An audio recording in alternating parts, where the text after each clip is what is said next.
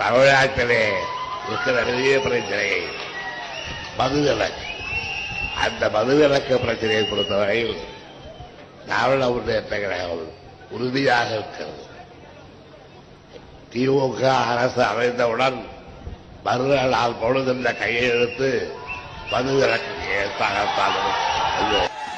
கழக ஆட்சி பொறுப்பேற்றதும் தலைவர் கலைஞருடைய முதல் கையெழுத்து இந்த மதுவிலக்குரிய சட்டம் தான் என்பதை நீங்க பெருமையோடு தெரிவிக்க விரும்புகிறேன். என்ன கேட்டாங்க? மக்கள் கேட்டார்கள், டாஸ்மாக் கடைகளை மூடுங்கள். தமிழ்நாட்டில் இருக்கக்கூடிய அத்தனை குடும்பங்களும் அழிந்து கொண்டிருக்கிறது. வீட்டுக்கு வர வேண்டிய வருமானம் வருவதில்லை, பிள்ளைகள் படிக்க முடியவில்லை, வீட்டு வாடகை கட்ட முடியல, சாப்பாடு வாங்க முடியல, துணி வாங்க முடியல, வாழ முடியவில்லை. எத்தனை இளைஞர்கள் பாதிக்கப்பட்டு உயிரிழக்கக்கூடிய நிலை.